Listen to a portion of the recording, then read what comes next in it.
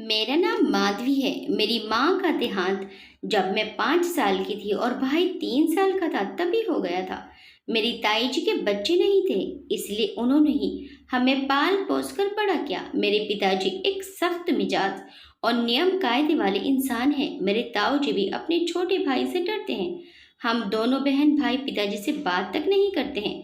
वो हम दोनों पर कड़ी नजर रखते हैं। हम दोनों पर कहीं बाहर आने जाने पर भी सख्त पाबंदी है। परंतु एक बार एक बहुत बड़ी घटना घटित हो गई और हमारे पिता की असली सच्चाई सबके सामने आ गई, जिसे देखकर सबके होश उड़ गए। जमाना बदलने को आया, मगर नागेंद्र बाबू आज भी अपने बाप दादाओं के विचारों पर चलते आ रहे हैं। वही पहनावा, वही सात्विक खान पान और वही सोच। मजाल है कि कोई उनके फैसलों को काट जाए। उनके बड़े भाई तक उनकी बात काटने से डरते थे। परिवार साथ में ही था। शहर में रहकर संयुक्त परिवार चलाना भी अपने आप में बड़ी बात है। वैसे लोग ही कितने थे? नागेंद्र बाबू खुद, उनके 2 बच्चे, बड़े भाई की कोई औलाद नहीं थी तो वे मियाँ बीवी ही थे और अपने अंतिम समय को काट रही एक बूढ़ी अम्मा। नागेंद्र बाबू की धर्म पत्नी सालों पहले गुजर गई। तब से उनकी भाभी ही बच्चों की देखभाल करती है। अच्छा खासा व्यापार है, मतलब भर से ज्यादा ही धन संपत्ति होगी। परिवार में भी खुशहाली और अपनापन बना रहता है। दिक्कत है तो बस एक ही बात की, बच्चे पिता से बहुत दुखी रहते हैं। वैसे तो बच्चों को हमेशा ही माता पिता से शिकायत रहती है, मगर नागेंद्र बाबू के बच्चों को कुछ ज्यादा ही शिकायत है। हो भी कैसे ना, उनके नियम कानून ही इतने सख्त हैं कि कोई भी उकता जाए। बच्चे तो आजाद पंछी की तरह उड़ना चाहते हैं, चहकना फुदकना चाहते हैं, मगर यहाँ बच्चों को काम भर की आजादी है। चाहे पढ़ ले आ जाए, मगर दोनों बच्चों को शाम होने के बाद घर से बाहर रहने की मंजूरी नहीं मिलती। नागेंद्र बाबू ने बेटे और बेटी में भेदभाव नहीं रखा। इस मामले में दोनों के लिए एक जैसे ही नियम कानून है। माधवी राघव से 3 साल बड़ी है। राघव 12वीं में है और माधवी बीए पार्ट 2 में पढ़ती है। घर से कॉलेज, स्कूल और स्कूल से सीधा घर, और कहीं रुके तो खैर नहीं। बेटा बिगड़ न जाए इस डर से सख्ती, और बेटी के लिए तो जानते ही हैं कितने डर भरे पड़े हैं समाज में। ऊपर से ये कमबख्त माधवी है भी तो इतनी सुंदर, कोई देख ले तो नजरें फेविकोल सी हो जाती हैं, चेहरे से हटने का नाम ही नहीं लेती। जब कभी ताई नजर उतारते हुए कहती हैं, कितनी सुंदर है रे मेरी बिटिया, तब लंबी सी आह भरकर माधवी जवाब देती है, अब आजादी बेच के सुंदरता लिए हैं, फिर कमी कैसे करते भगवान। कभी कभी सोचते हैं सुंदरता थोड़ी कम होती, बस आजादी थोड़ी ज्यादा मिल जाती। ताई के पास इसका कोई जवाब ना होता। कभी कभार तो वो अपने पति से कह भी देती, देवर जी ये ठीक नहीं करते बच्चों के साथ। छोटे थे तब तक सही था, लेकिन अब बड़े हुए इतना भी क्या बांध के रखना, न किसी दोस्त से मिलना, न बाजार अकेले जाना, दिन दुनिया कैसे देखेंगे। पति देव के पास एक ही जवाब होता हर बार, हाँ सही तो नहीं है, लेकिन नागेंद्र जो करता है सोच समझ के ही करता है। इस जवाब पर ताई पहले कुछ देर तक उन्हें गुस्से में घूर कर देखती और फिर भन बनाती हुई चल देती वहां से। इतना तो कभी बाप से नहीं डरे जितना छोटे भाई से डरते हैं। और हकीकत ये थी कि खुद भी देवर से डरती थी। राघव को अभी इतनी दिक्कत नहीं थी, वो हमेशा से एकांत पसंद था, जितना मिल जाए उतने में खुश। वैसे भी उसे तो भारी पड़ने जाना था, और बाहर कौन सा पिताजी साथ साथ जाएंगे। असल दिक्कत माधवी को थी। वो आगे पढ़ने बाहर जाना चाहती थी, दुनिया देखना चाहती थी, नए दोस्त बनाना चाहती थी, खूब सारी मस्ती करना, ये सब उसकी ख्वाहिशें थी जिसके पूरा होने की कोई उम्मीद नहीं दिख रही थी। खैर जिंदगी ऐसे ही चल रही थी। एक दिन माधवी की सहेली वर्षा और माधवी बात कर रही थी, तुझे आना ही होगा, मैं कोई बहाना नहीं सुनना चाहती। वर्षा ने मुंह फुलाते हुए माधवी से कहा, यार तू तो मेरे घर के नियम कानून जानती है ना, पिताजी से कहना ही बेकार है। माधवी ने उसे बनाते हुए कहा, ऐसे भी क्या नियम कानून यार, तेरी बेस्ट बेस्ट फ्रेंड का बर्थडे है और तू नहीं आएगी। अच्छा, अगर मैं पापा को भेज दूँ तो वो ले भी आएंगे और छोड़ भी आएंगे, तेरे पिताजी से बात कर लेंगे वो। ऐसा जुल्म मत कर बहन, वरना वो तेरे पापा को ऐसे समझाएंगे कि कल से तेरा बाहर निकलना भी मुश्किल हो जाएगा। अच्छा फिर रहने दे मेरे को, मेरी आज़ादी प्यारी है, लेकिन तुझे आना ही होगा, चाहे जो हो जाए। वर्षा माधवी की इकलौती दोस्त थी। उसके हर सुख दुख की साथी वही तो थी। इस बार उसके पापा उसके जन्मदिन पर अच्छी खासी पार्टी कर रहे थे और उसने जिद पकड़ ली थी कि माधवी भी आए। अब ये कैसे मुमकिन हो पाए भला? खैर, देखते हैं आगे क्या होता है। माधवी घर पहुंची तो पिताजी घर पर ही थे, हिसाब किताब में उलझे हुए थे। माधवी वैसे बहुत निडर थी, लेकिन पिताजी के सामने उसकी जबान तुतलाने लगती थी। लेकिन आज उसने बोलने का फैसला कर लिया था। पिताजी, उसने डरते हुए कहा, वर्षा के यहाँ जाना है। पिताजी ने लैपटॉप पर नजर गड़ाए हुए पूछा और उधर माधवी चौंक गई। वो कुछ बोलती उससे पहले ही पिताजी बोले। उसके पापा मिले थे, उन्होंने कहा कि भेज दीजिएगा, राघव को साथ लेकर जाना और 9 बजे से पहले लौट आना। 9 बजे तक कौन पार्टी से लौटता है? इससे अच्छे तो जाओ ही ना, ऐसा और बच्चे सोचते। मगर माधवी के लिए पिताजी से मंजूरी मिलना ही बड़ी बात थी। उसने मान लिया। शाम को राघव के साथ माधवी वर्षा के यहाँ पहुंची। दोस्तों से लेकर शहर के अन्य बड़े लोग भी आए थे पार्टी में। काफी अच्छा खर्चा किया था वर्षा के पापा ने। एक अच्छे शहर में होने के बावजूद माधवी पहली बार ऐसे अकेले किसी पार्टी में आई थी। पिताजी के साथ भी कहीं जाना नहीं चाहती थी, क्योंकि जितना वक्त वो पार्टी में रहती, पिताजी दोनों बच्चों पर नजर बनाए रहते। आज की पार्टी में उसने खूब इंजॉय किया। इधर राघव को कोई खास फर्क नहीं पड़ रहा था। वो यहाँ भी एक कोने में बैठा अपने मोबाइल में व्यस्त था। 9 बजते ही उसने 1-2 बार माधवी को टोका तो सही, मगर उसने बिल्कुल ध्यान नहीं दिया। राघव हार कर फिर से अपनी जगह आ गया। माधवी को होश तब आई जब राघव ने बताया कि पिताजी 4 बार फोन कर चुके हैं, 11 बजने वाले थे। हालांकि पार्टी का रंग तो अभी जमना शुरू ही हुआ था, लेकिन पार्टी और माधवी के बीच पिताजी आ चुके थे, इसलिए उसे ना चाहते हुए भी जाना पड़ा। नागेंद्र बाबू कभी भी अपने बच्चों को डांटते नहीं थे। उनकी तीखी नजर ही बहुत थी। वह ऐसे शांत हो जाते थे जैसे बड़े तूफान से पहले प्रकृति शांत हो जाती है। आज भी ऐसे ही हुआ। वो बच्चों के आने से पहले ही भैया भाभी के सामने बोल चुके थे और अब भाभी माधवी तक उनकी बात पहुंचाने वाली थी। माधवी इसके लिए पहले ही तैयार थी। हमेशा की तरह वही बातें कि माहौल बहुत खराब है, जितनी आज़ादी दो उतना फायदा उठाते हैं, ये कोई टाइम है घर से बाहर रहने का। माधवी हमेशा की तरह सारी बातें सुनती रही, लेकिन उसे कुछ फर्क नहीं पड़ा। आज वो अपनी अलग ही दुनिया में थी। उसने आज आज़ादी का नशा चख लिया था। उस दिन के बाद तो माधवी बिना डरे पिताजी से बाहर जाने के बारे में पूछने लगी। कई बार वो मना कर देते तो कई बार ताई जी से सिफारिश डलवा कर बाहर जाने की अनुमति मिल जाती। नागेंद्र बाबू भी अब ज्यादा टोकना सही नहीं समझते थे। हाँ, उनकी चिंता जरूर बढ़ गई थी। समय ऐसे ही बीतता और बदलता रहा। एक शाम, ताई जी प्लीज आज आज बस पिताजी से परमिशन दिलवा दो। सारे दोस्तों ने पार्टी रखी है, मैं जल्दी आ जाऊंगी। आज के बाद फिर नहीं कहूंगी। मैं रोज रोज नहीं झेल सकती उनका गुस्सा।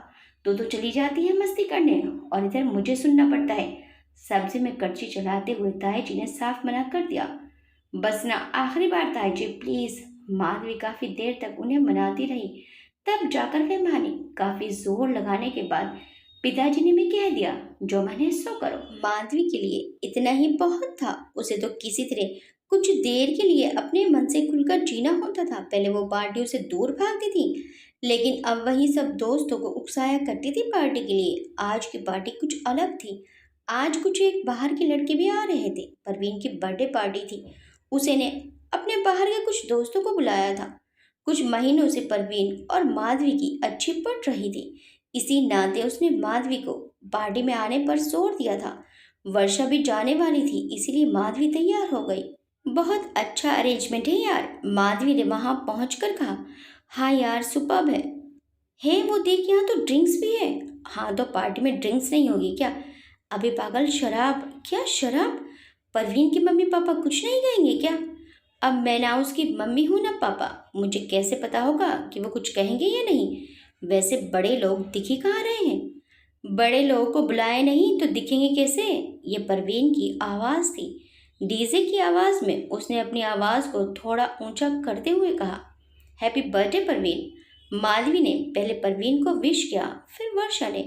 थैंक यू, आज खुल के एंजॉय करो, कोई रोक टोक नहीं है। परवीन ने ड्रिंक्स की तरफ इशारा करते हुए कहा। हाँ, हम लोग कर रहे हैं एंजॉय। अरे, ऐसे थोड़ा ना होता है एंजॉय। इधर आओ, एक एक शॉट लगाओ, फिर देखो होगा एंजॉय। जिस तरह से परवीन ने उसका हाथ पकड़ा, उससे वो समझ गई कि परवीन ने ड्रिंक की है और वो होश में नहीं है। मैं ड्रिंक नहीं करती परवीन, इसके बिना भी हम एंजॉय कर सकते हैं। ओहो, मैं तो भूल ही गया था, तुम तो संस्कारी लड़की हो ना। तुम्हें क्या पता ये सब मौज मस्ती कैसे होती है। हमेशा कैद में रही हो, तुम्हारे लिए तो ये सब गलत होगा ना। पापा की परी जो हो, नई उम्र का जोश बहुत बुरा होता है।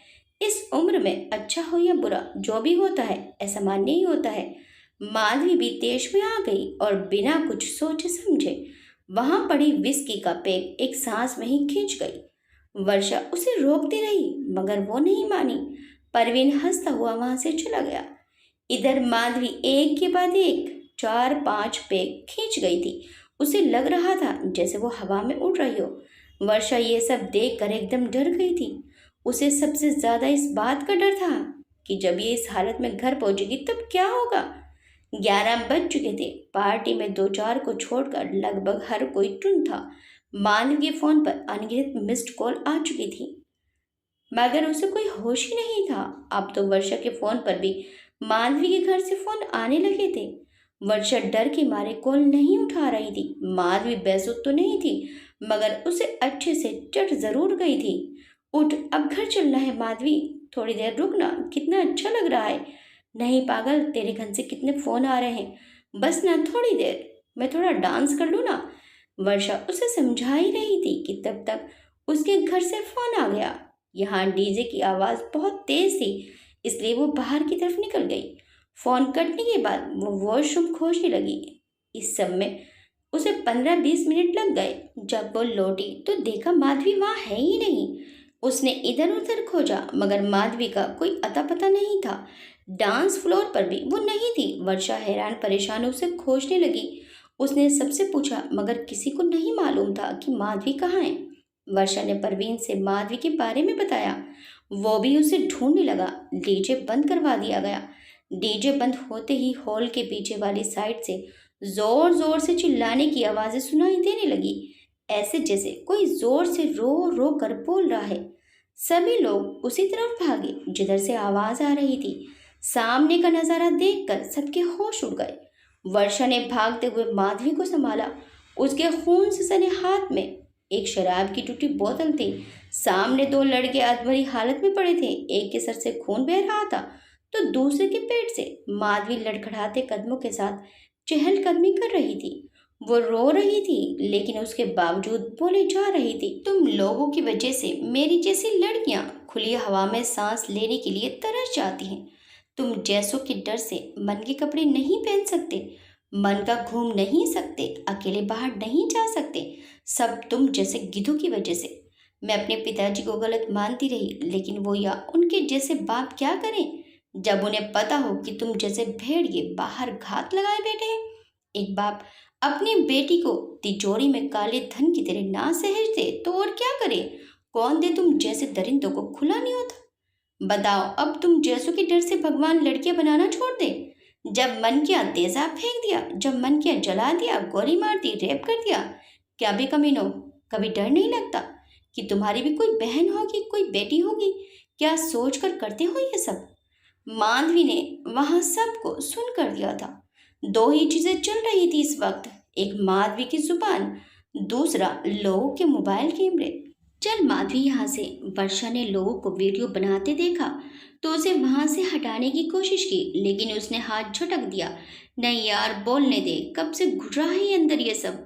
आज इन कमीनों को जान लेने दे कि इनका कुछ देर का मजा हम लड़कियों के लिए कितनी बड़ी सजा है। जानते हो, वो जो आए दिन कोप में मार दी जाती हैं या जन्म लेते गटर में बहा दी जाती है ना, वो सब तुम्हारी वजह से। उनके हत्यारे भी तुम ही हो। तुम्हारे ही डर से लोग लड़कियां नहीं पैदा करना चाहते। तुम्हारा ना मर जाना ही अच्छा है। इतना कहकर माधवी टूटी हुई बोतल लेकर आके बढ़ी ही थी कि सबने उसे रोक लिया, वरना वो लड़के आज यहीं खत्म थे। माधवी, उन्हें पुलिस के हवाले कर देते हैं। मैं अभी बुलाता हूँ पुलिस, तुम अब घर जाओ आराम से। परवीन का सारा नशा उतर गया था। वो बस किसी तरह इस माधवी को घर भेजकर इस झमेले से निकलना चाहता था। चुप कमीना कहीं का, तुझे क्या लगता है जो लड़कियां शराब नहीं पीती वो आज़ाद नहीं है? क्या शराब पीना आज़ादी का सर्टिफिकेट है? तेरे जैसों के हिसाब से तो देश को आज़ाद कराने वालों को खून नहीं, शराब बहानी चाहिए थी। ले देख, मैंने पी ली शराब, देख मैं अब आज़ाद हूँ। दो को निपटा दिया, चल अब तुझे भी निपटाती हूँ। माधवी इस बार परवीन की तरफ भागी। वर्षा ने बड़ी फुर्ती से उसे पकड़ा और उसके हाथ से कांच का टुकड़ा लेकर दूर फेंक दिया। परवीन की इतने में ही हालत खराब हो गई। उसने अपने ड्राइवर से वर्षा और माधवी को घर छोड़ आने को कहा और खुद उन लड़कों को अस्पताल ले गया जो माधवी के हाथों अधमरे हुए थे। वर्षा ने बड़ी मुश्किल से माधवी को संभाला, उसके हाथ धुले और कपड़ों से खून के छींटे मिटाने की कोशिश की, लेकिन खून ज्यादा ही लग गया था। माधवी का हाथ भी कट गया था, लेकिन इसकी उसे कोई होश न थी। वर्षा को कई सारी चिंताओं ने घेर लिया था। वो उसके पिताजी को क्या कहेगी? उन लड़कों को कुछ हो गया तो क्या होगा? और सबसे बड़ी बात, अगर वीडियो वायरल हो गई तो माधवी के लिए अलग मुसीबत हो जाएगी। वर्षा माधवी को लेकर उसके घर पहुंच गई थी। 12:30 बजने वाले थे। नागेंद्र बाबू दरवाजे के पास ही बेचैनी से चहलकदमी कर रहे थे। उनका गुस्सा चरम पर था, जो उनके चेहरे से झलक रहा था। देख लिया आप सबने, छूट देने का यही नतीजा होता है। भगवान जाने कहाँ है, कैसी है, फोन तक नहीं उठा रही। आने दीजिए, आज के बाद घर से निकलने नहीं देंगे। नागेंद्र बाबू बोले जा रहे थे और बाकी सब उन्हें चुपचाप सुन रहे थे। सबको डर था कि आज माधवी बहुत डांट सुनने वाली है। नागेंद्र बाबू बोल ही रहे थे कि तभी दरवाजे के सामने कोई गाड़ी रुकी। नागेंद्र बाबू तेज कदमों के साथ गेट की तरफ बढ़े। बड़े भैया उन्हें समझा रहे थे, लेकिन आज वो किसी की सुनने के मूड में नहीं थे। जैसे ही उन्होंने गेट खोला तो सामने वर्षा माधवी को संभाले खड़ी थी। उसके कपड़ों पर खून के धब्बे देख नागेंद्र बाबू का गुस्सा हवा हो गया। अब हर तरफ से उन्हें चिंता ने घेर लिया। उन्हें समझ नहीं आ रहा था कि खुद वो संभाले या बेटी को। माधवी को जल्दी से अंदर ले जाया गया।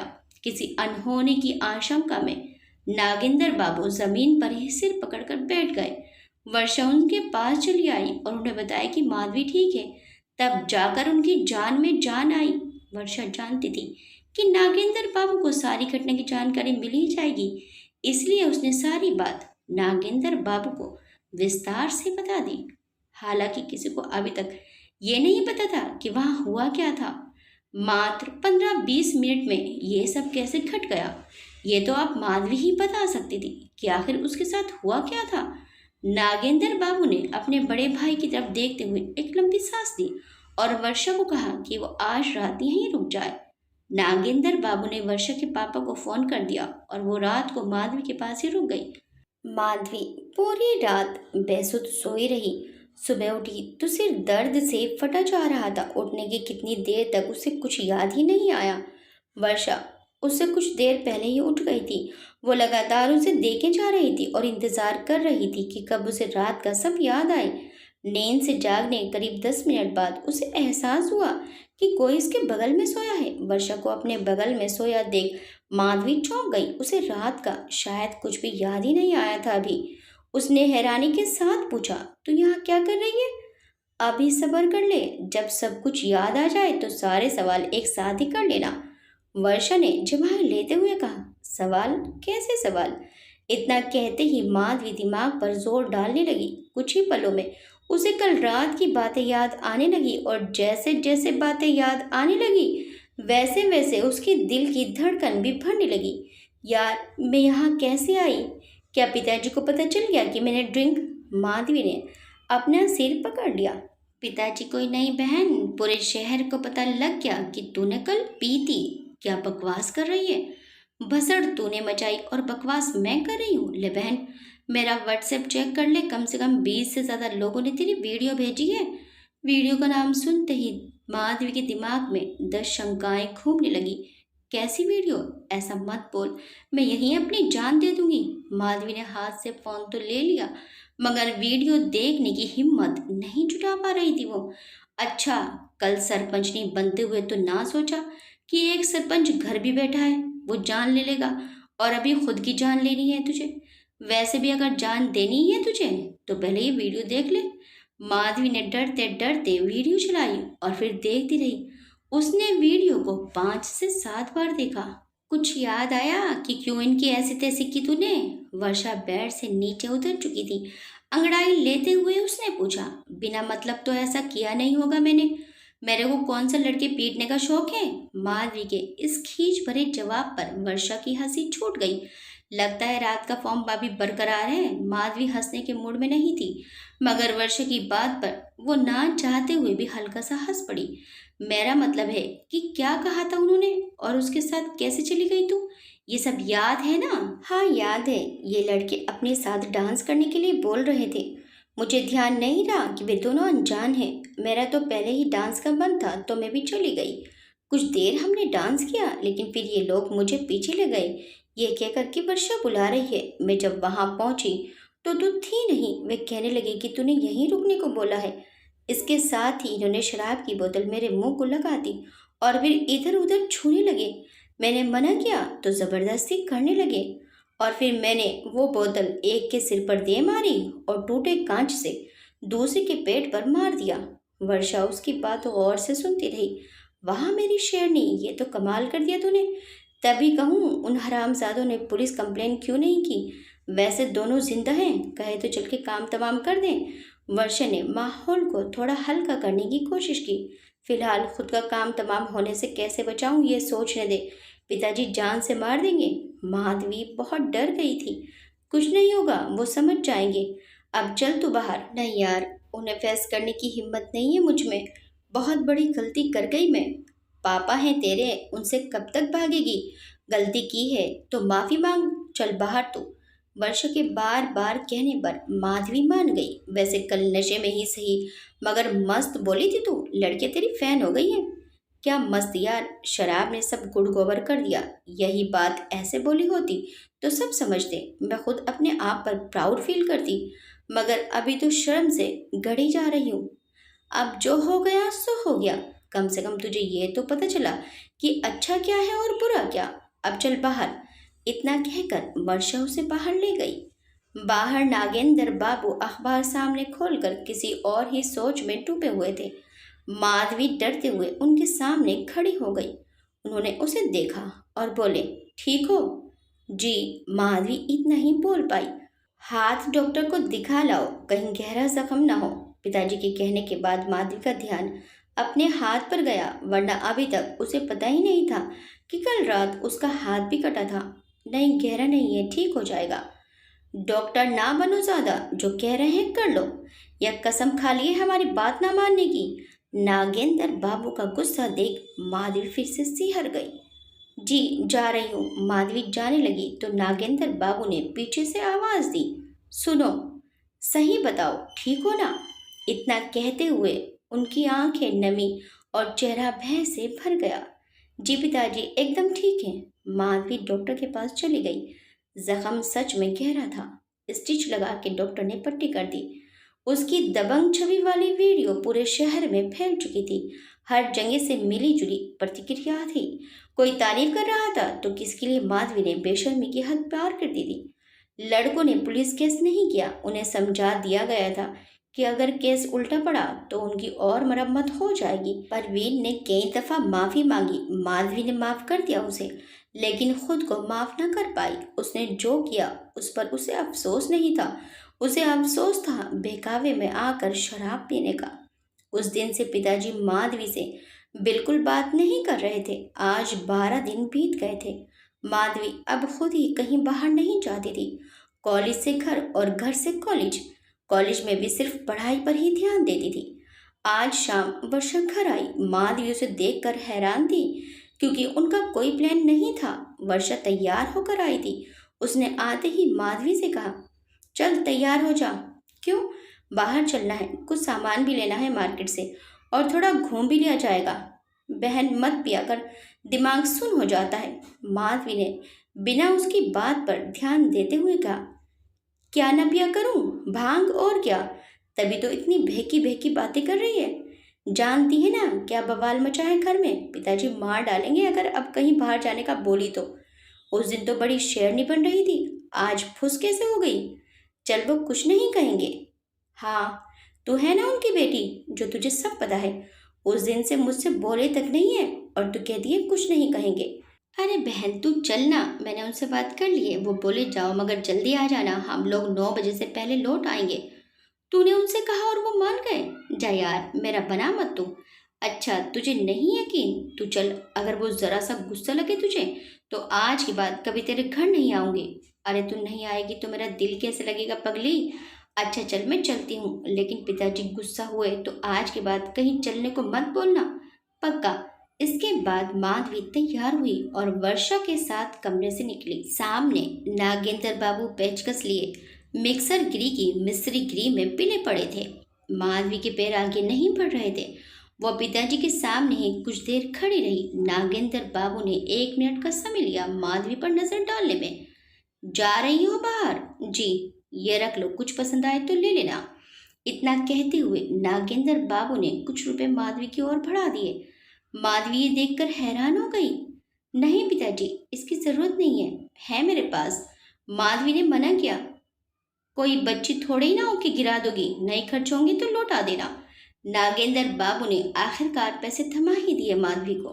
माधवी को आज से पहले इतना आश्चर्य तब हुआ था जब पिताजी अचानक से एक दिन पूरे परिवार को फिल्म दिखाने ले गए थे। और सुनो, जाती हुई माधवी की कदम एक बार फिर रुक गए।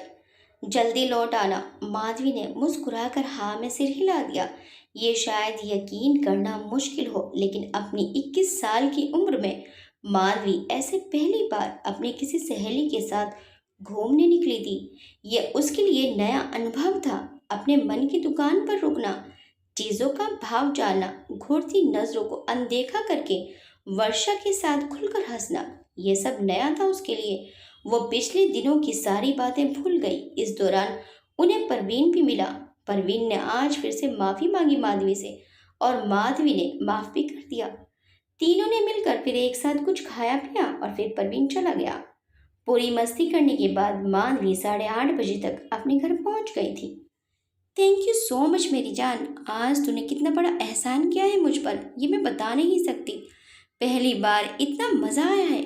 माधवी ने घर में घुसते ही गेट पर वर्षा को गले लगाकर कहा। वर्षा उसकी इस हरकत पर मुस्कुराई और उसने बस इतना ही कहा, पिताजी को थैंक्स बोल जाकर। उन्होंने ही मुझे फोन करके बुलाया और कहा कि तुझे कहीं बाहर ले जाऊं। ऐसी बात सुनने के बाद माधवी के हैरानी का कोई ठिकाना ना रहा। पिछले कई महीनों से वो लगातार पिताजी की बातों के खिलाफ गई। अभी हाल ही में उसने इतना बुरा काम किया, शराब तक पी, खुद की लापरवाही से उसके साथ अनहोनी होते होते बची। इतना कुछ होने के बाद भला पिताजी ने क्यों वर्षा को उसे बाहर घुमाने के लिए कहा? माधवी वहीं खड़ी लगातार ये बातें सोचे जा रही थी। क्या हुआ, यहीं खड़ी रहेगी क्या? अंदर चल। वर्षा की आवाज सुनकर वो होश में आई। अंदर पहुंची तो सब लोग बाहर बरामदे में ही बैठे हुए थे। घूम आई, कैसा रहा? ताई जी ने पूछा। बहुत मजा आया ताई जी। माधवी कुछ बोल नहीं पा रही थी। वर्षा ने ही जवाब दिया। नागेंद्र बाबू शांत बैठे थे एकदम। माधवी धीरे से उनके पास गई और उनके पैरों में बैठकर उनकी गोद में सिर रखकर सुबकने लगी। अरे क्या हुआ, ये रोने क्यों लगी? सब हैरान हो गए। पिताजी आप बहुत अच्छे हैं, बस मैं ही कभी आपको समझ नहीं पाई। आपको बहुत शर्मिंदा किया मैंने। नागेंद्र बाबू खुद भावुक थे। ऐसा नज़ारा पहले कभी देखने को नहीं मिला था इस घर में। न पिता ने बच्चों से खुलकर कभी प्यार किया, न बच्चे ही पिता से कभी खुलकर प्यार कर पाए। आज का यह एहसास बाप बेटी दोनों के लिए नया था। नहीं बेटी, मैं अच्छा बनना चाहता था लेकिन कभी बन नहीं पाया। मुझे अपने बच्चों को लेकर हमेशा डर लगता रहा कि कहीं तुम लोग बिगड़ न जाओ, कहीं तुम्हारे साथ कुछ बुरा ना हो जाए। एक बाप खुद को सारी उम्र बहुत मजबूत, निडर और साहसी दिखाता है अपने बच्चों के सामने, मगर असल में वो हमेशा डरा रहता है। खासकर तब तो और जब उसकी कोई बेटी हो, वह हमेशा उसे बुरी नजरों से बचाकर रखना चाहता है। मैंने भी ऐसे ही किया, लेकिन मैं ये बात भूलता चला गया कि मैं तुम लोगों के लिए अच्छा करने के नाम पर तुम्हारी आज़ादी छीन रहा हूँ। उस दिन जो भी हुआ वो तुम्हारी नहीं, मेरी गलती थी। अगर मैंने तुम्हें पहले दुनिया देखने दी होती तो तुम्हें सही गलत का पता होता। वर्षा भी उस दिन तुम्हारे साथ थी, लेकिन उसने शराब नहीं पी क्योंकि उसके पापा ने उसे हमेशा आज़ाद रखा। उस पर अंकुश नहीं लगाया, इसलिए ये जानती है कि क्या गलत है और क्या सही। मुझे उस दिन समझ आया कि मैंने तुम्हारी दुनिया इतनी समेट दी है कि तुम सही गलत में अंतर ही नहीं जान पाई। नागेंद्र बाबू आज अपने मन की हर बात कह देना चाहते थे। वहां हर किसी की आंख रो रही थी। ऐसा नहीं कि मैं नाराज था तुमसे, इसलिए इतने दिन मैंने तुमसे बात नहीं की, बल्कि मैं शर्मिंदा था। मुझे ये डर सताने लगा था कि कहीं तुम खुद में ना घुटती रहो। यही सोचकर मैंने वर्षा से कहा कि तुम्हें बाहर ले जाए। अगर लोग बुरे हैं तो भला उनकी बुराई की सजा हम बेटियों को क्यों दें? बेटियां खुद इतनी सक्षम हो जाएं कि अपना बचाव खुद कर सकें। उस दिन मुझे गर्व हुआ तुम पर ये देखकर कि तुम अपना बचाव कर सकती हो। अब तुम पर कोई रोक टोक नहीं होगी बेटी। अपनी समझ के हिसाब से जो सही लगे वो करो। यकीन है मुझे कि कभी कुछ ऐसा नहीं करोगी जिससे मैं फिर एक बार खुद को गलत समझने लगूं। माधवी कुछ कहने की हालत में नहीं थी। उसकी आंखों से आंसू बह रहे थे। वो बस पिता के उस स्नेह को महसूस करती रही जो आज से पहले उसके सामने नहीं आया था। क्या मैं भी गिटार सीख सकता हूँ? शाम को होती है क्लास, 7 से 9 बजे तक। माधवी के लिए बट रहे प्यार में से राघव ने भी अपना हिस्सा लेने की सोची। उसकी बात सुनकर सभी हंस दिए। नहीं, तुम बस पढ़ाई पर ध्यान दो, अगले साल कॉलेज में जाना तब सीख लेना। राघव ने मुंह लटका लिया और सब एक बार फिर से हंस लगे। ये भी इस घर में पहली बार ही हो रहा था कि एक साथ सभी की हंसी गूंज रही थी। हर माता पिता अपने बच्चों पर अंकुश इसलिए नहीं लगाते कि उन्हें अपने बच्चों पर भरोसा नहीं है, बल्कि इसलिए बच्चों पर अंकुश लगाते हैं कि वो अपने बच्चों को गलत नजरों और गलत लोगों से बचाना चाहते हैं। परंतु ये बात बच्चों को समझ नहीं आती और वे अपने माता पिता के प्रेम को ही अपना दुश्मन मानने लगते हैं। वक्त आने पर सबको अपने मन की करने की आज़ादी मिल ही जाती है। पर्दे के पीछे क्या है, ये जानने की उत्सुकता सिर्फ पर्दा हटने तक ही होती है। माधवी के पिताजी ने अब माधवी के आगे से भी पर्दा हटा दिया था। आसमान उसके लिए खुला था, क्योंकि उसके लिए अब क्या अच्छा है और क्या बुरा है ये वो समझ गई थी। नागेंद्र बाबू का अपने बच्चों के साथ इतनी सख्ती से पेश आना आपकी नज़र में सही है या गलत? आपके नागेंद्र बाबू के बारे में क्या विचार हैं, हमें कमेंट करके ज़रूर बताइएगा। वीडियो अच्छी लगी तो वीडियो को लाइक शेयर सब्सक्राइब करना मत भूलिएगा। मिलते हैं नेक्स्ट टाइम एक अच्छी सी कहानी के साथ। Till then bye bye.